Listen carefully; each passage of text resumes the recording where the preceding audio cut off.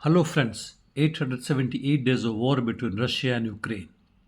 In southern war zone on Kharso and Zaporozhye front, no significant changes.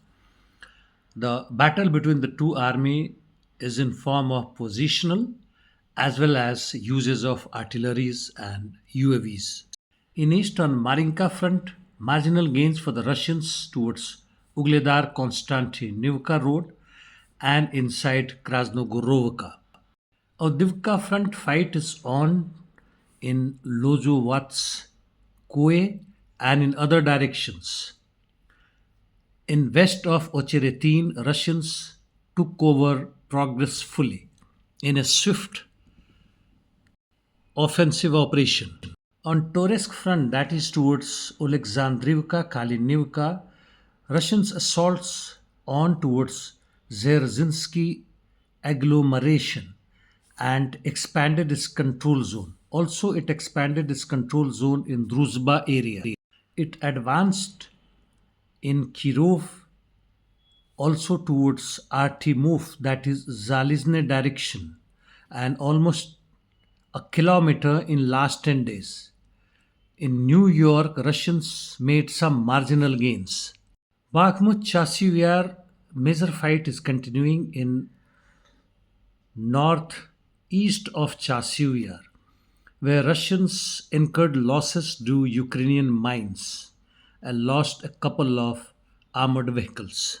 North of Soledar Seversk sector, Russians made good gains while entering Ivano Daryevka and reached in the center of this village, which is near Fedorivka.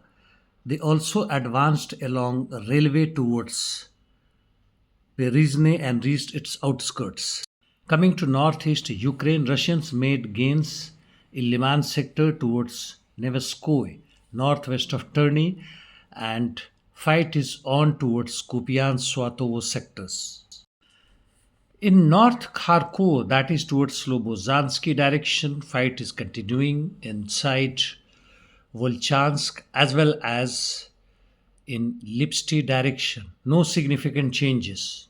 Interdiction missions, Russians struck various targets in Kiev, Sumy, Poltava, and Mirogograd military airfield using Zeramians and other means, while Ukrainians launched attack in Melitopol, Kursk, Lugansk sectors.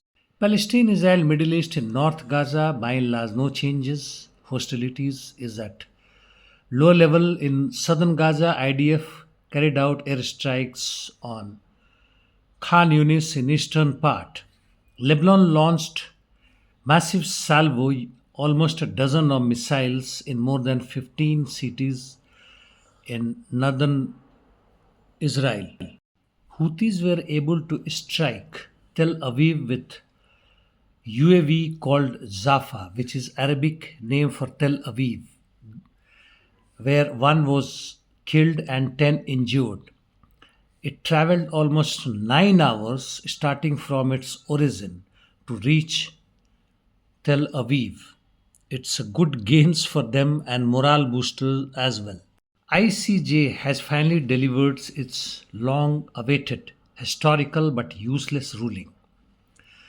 Israel's continuous presence in occupied Palestinian territories is unlawful, must be vacated as rapidly as possible, it says in its verdict. Further, it says that Israel is under obligation to cease immediately all new constructions of settlement and evacuate all settlers from the occupied Palestinian land. Further, it ordered Israel to pay reparations to all harmed by its illegal activities. Lastly, it says that international organizations, including US, must recognize the illegality of Tel Aviv's action. And as expected, Netanyahu has rejected UN's court's order, calling it Jewish people cannot be invaders in their own land. And of course, with the support of US, what I said initially, that this verdict is useless, except politically and internationally importance that we can and we must assign to it. We all must support Palestine as an independent state, and that's all for the day. Thank you.